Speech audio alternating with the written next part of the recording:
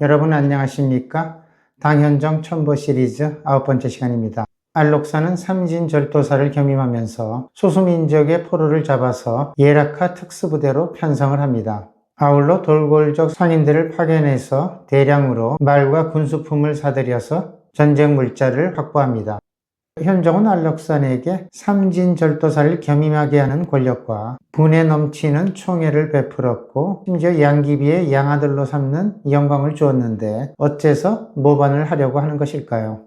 알록산은 한문 가문의 출신으로 변방의 군관으로 있다가 수도인 화려한 장안을 보고 나서 현종의 사치와 활락이 탐이 나는 것입니다. 특히 후궁에 가득 차 있는 미녀들을 보고 눈이 휘둥그레집니다. 다음으로 중원지역의 무장 상태가 매우 허술합니다. 중원지역을 방어하던 부병제가 폐지되고 용병제가 도입되면서 정병들은 모두 변방의 절도사 휘하에 소속되어 있습니다.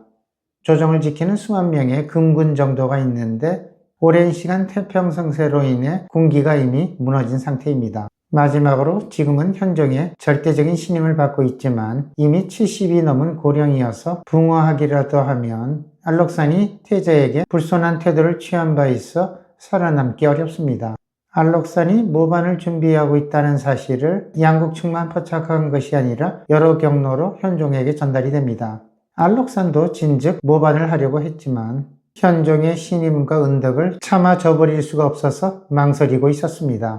특히 일인보가 재상으로 있을 때에는 그의 다양한 행정 조치와 감싸주는 태도에 감복해서 감히 대항할 엄두를 내지 못하였습니다. 그러다가 과거 건달이었던 양국충이 재상이 되자 알록산은 모반의 이사를 확고히 다지게 됩니다. 게다가 자신을 의심해서 소환장을 보내게 하니 반드시 복수하겠다고 다짐합니다. 황제의 소환장에 응하지 않게 되면 역심을 인정하는 것이 되고 만약 장안에 가게 되면 현종의 심중을 알 수 없으니 돌아온다는 보장이 없습니다. 알록사는 고민을 거듭하다가 사즉생, 생즉사의 심정으로 장안으로 달려갑니다. 알록사는 화천궁에서 온천하고 있는 현종을 아련하고 다음과 같이 말합니다.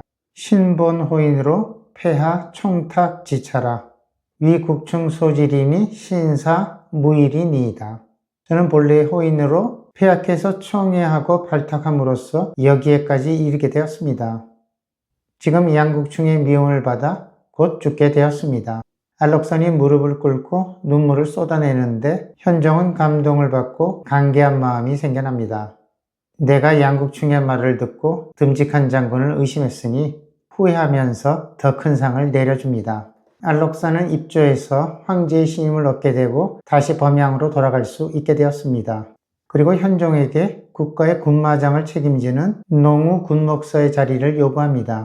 알록산은 자신의 신복을 군마장으로 보내서 준마 수천 피를 징발하여 정예 기병 부대가 사용하도록 합니다. 아울러 해족과 그런 적을 지키던 자신의 부하 장령들에게 관직을 부여해달라고 요구해서 500명의 장수를 승진하게 합니다.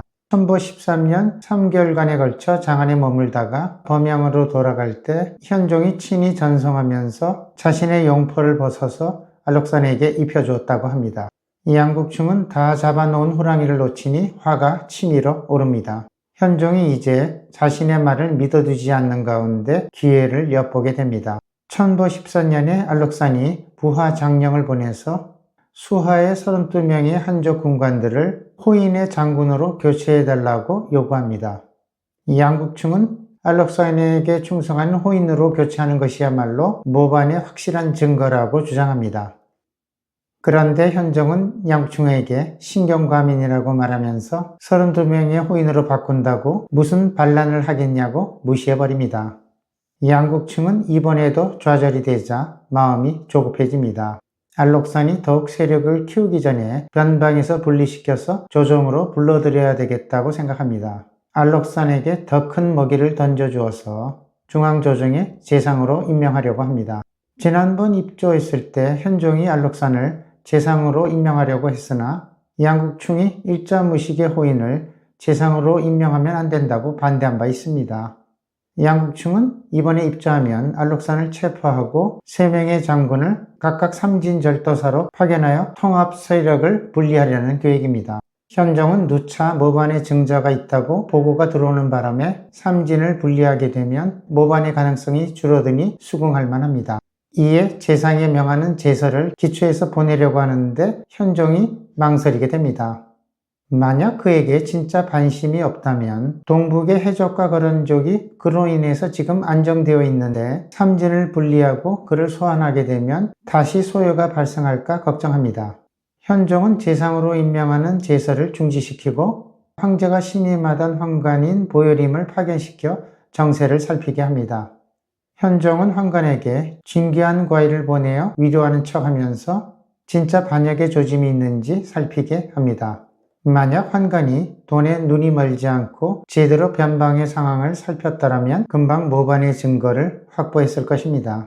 알록사는 방문의 의도를 알아차리고 술과 음식으로 잘 접대하면서 돌아갈 때 금운부화로 가득 채워 성대하게 전송합니다. 환관 보여림은 현종에게 가서 알록산이 충성을 다해서 나라를 받들고 있으며 절대로 두 마음을 품지 않고 있습니다 라고 보고합니다. 나라가 망하려면 관리가 부패하고 뇌물수수가 만연하기 마련입니다. 현종은 환관의 말을 듣고 재상의 제서를 집어던지고 양국충을 불러 다시는 알록산을 의심하지 말라고 경고합니다. 망하는 나라의 전형적인 모습입니다. 리더가 이미 판단력을 잃었습니다. 다음 시간에는 이제 알록산이 장안으로 물밀듯이 쳐들어옵니다. 여러분 다음 시간을 많이 기대해 주시기 바랍니다. 안녕히 계십시오.